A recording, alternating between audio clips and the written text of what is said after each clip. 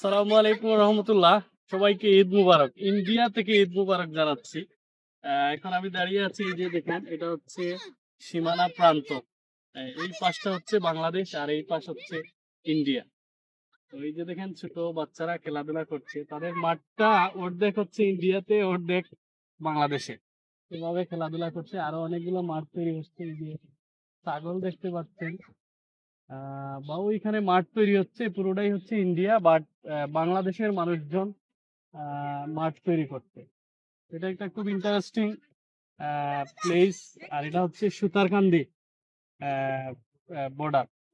Sutarkandi border আমরা জানি অনেক শান্তিপূর্ণ, এবং এটা একটা পোর্ট এরিয়া, বাংলাদেশের জন্য একটা গুরুত্বপূর্ণ এরিয়া।